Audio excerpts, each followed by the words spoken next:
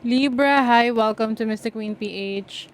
At ito ang inyong monthly reading for January 2026. Ayan, so this is a general reading. Maari kayo makarelate, maaring hindi. Just take what resonates. And paalala lang po na ito lang yung aking account. Hindi po ako magme-message. Unang magme-message sa inyo or magpo-follow, mag-add as a friend sa inyo para mag-offer ng services. Okay? So, mag-ingat po kayo sa mga fake accounts. Kahit saan na social media platform na magme-message sa inyo na Mr. Queen PH, ay hindi po ako yun. I-check nyo muna yung profile. Mga scammer po yan. Okay, let's see. Libra, what is the energy for you January 2026? Para sa mga Libra. Balance. Uy, very Libra ang energy na to. Oo, so bringing balance in your life. Your teacher guides are asking you to bring balance. Kasi maaring, yung iba sa inyo, magiging very busy or naging busy kayo in the past. At ngayong January, kailangan meron na rin kayong time para sa ibang mga importanteng bagay sa buhay nyo. Hindi lang tayo nakafocus sa isang bagay kasi maaaring may mag-suffer. For example, sa trabaho, masyado kang buhos sa trabaho, o wala nang oras sa pamilya, hindi mo na sila, makasalamuhan ng maayos, 'di ba? So, kumbaga, balance in your life. Yan. Some of you naman, maaring meron kayong mga aayusin sa finances nyo. Oh. The Ten of Pentacles. Meron kayong aayusin sa finances nyo. Yung inyong ipon. Iaalay nyo ulit yung mga ipon nyo. Pwede kasing medyo napagastos kayo ng mga nakaraang buwan. At January is also the time to set your goals para sa kaperahan nyo. Diba? O, tinan pa natin. What's the energy for Libra? Optimism. Pagiging positibo yung pananaw, no? So, January is a time for you na, kumbaga mas magiging jolly. Mas magiging masayahin ka, mas magiging positibo yung pananaw mo, which is makakatulong yan sa iyong mindset, sa iyong sa paraan mo kung paano harapin yung pang-araw-araw na pamumuhay, kumbaga. Kasi 'di ba, if you are optimistic, kahit anong challenge sa buhay mo, carry lang, kaya mo kasi hindi ka ganoon ka naapektuhan dahil alam mo na matatapos din kahit anong pagsubok 'yan, 'di ba? Protection, 444, you are protected. Oo, kasi ang Libra, also yan, governed by energy ng Saturn. Kasi si Saturn, ay si Libra, si Saturn masaya siya sa energy ng Libra. Oo. So, you are divinely guided, you are divinely protected, and maaring sa January, mas poproteksyonan mo yung energies mo. Hindi mo hahayaan na ikaw ay maimpluwensyahan ng mga hindi magagandang energy sa paligid mo. You will use different ways to protect yourself, to protect your energies. And even yung stability mo talaga, paproteksyonan mo ngayong January. 444. And also, pwedeng rin to yung kapag may mga plano ka, hindi mo na sasabihin yung mga plano mo. Gagawin mo na lang siya. Kasi the more na sinishare mo yung mga plano mo sa iba, the more na hindi siya natutuloy. So ngayong gagawan mo siya ng paraan na you just have to keep it to yourself. Oo, na hindi mo na kailangang ipaalam sa iba. Let's see what else. Okay, you have the Hierophant. This is an authority sa buhay mo. Maaring ikaw ay mag-aaral, no? Pwedeng meron kang aaralin na pwedeng interest mo. This is also about traditions, structure, knowledge. So, maaring i-improve mo ang iyong kaalaman, ang knowledge mo, ang skill set mo na magiging part rin yan ng improvement sa buhay mo. O, you have the Tower. The Tower is about release, destruction. Oh, Libra. Ano ito? Pwedeng magkaroon ng challenging situation sa mga connections, close connections mo, romantic relationships mo ngayong January.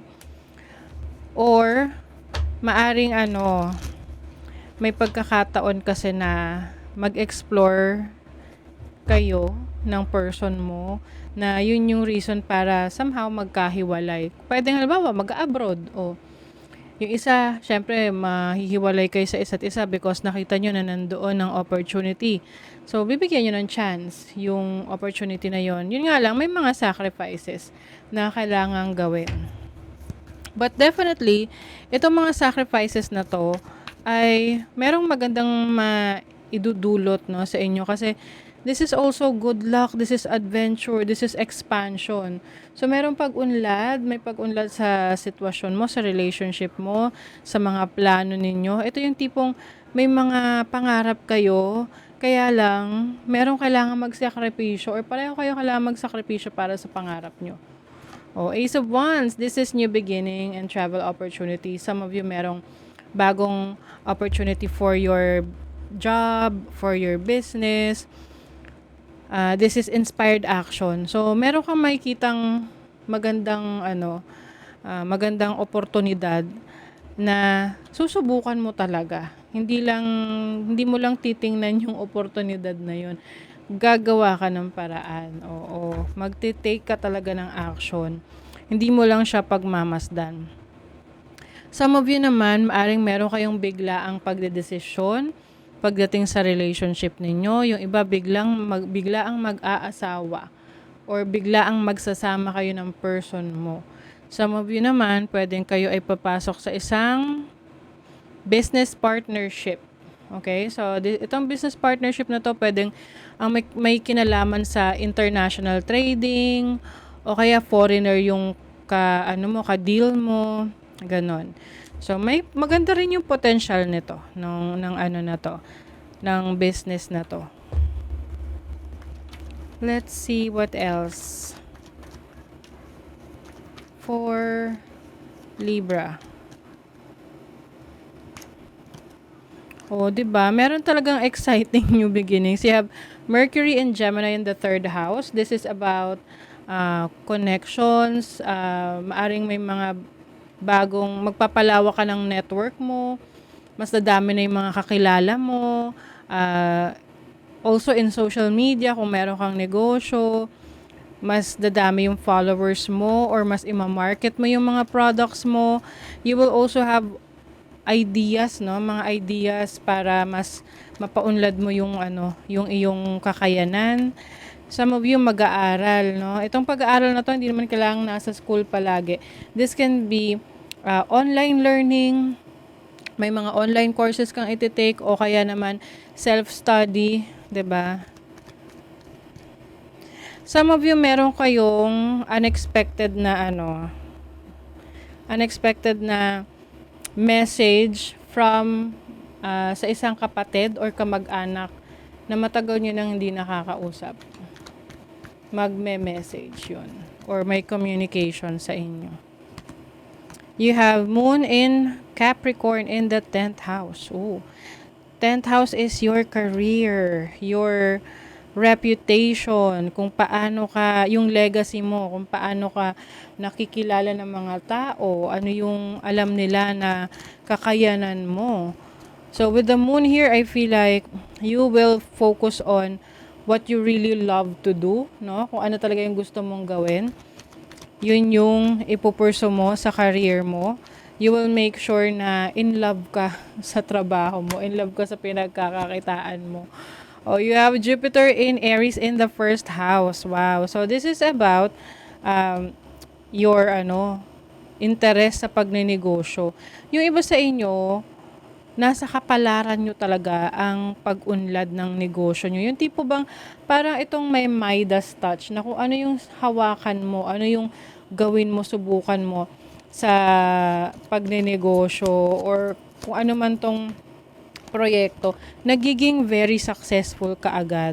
Oo. You also have Mercury in Cancer in the fourth house.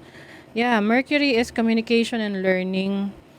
Pagdating sa sa relationship mo sa family mo, mas magiging open ka sa nararamdaman mo sa kanila or maaring mas magiging communicative kayo na parang open na open yung communication niyo sa isa't isa dahil yun yung magpapatibay ng relationship ninyo, ng connection ninyo. Ayan. And some of you are magiging mas protective kayo sa family nyo eh. I don't know kung anong klaseng protection ang gagawin nyo dito, but pwedeng physical protection, spiritual protection, emotional protection, anumang protection yan. But merong maswerteng papasukin ka or susubukan ka ngayong January na mararamdaman mo kaagad kung ito talaga ay magiging successful kasi unang try mo pa lang, ang gaan na nung ginagawa mo. Kumbaga. So, parang magaan ang daloy, magaan ang pasok ng swerte, ganun. Lalo na kung negosyo to. So, you will definitely see the results right away ng mga projects mo. Okay, what else for Libra? Oh, it's all in divine order, allow. How can you relax into the flow and go with the current of life? Ayan.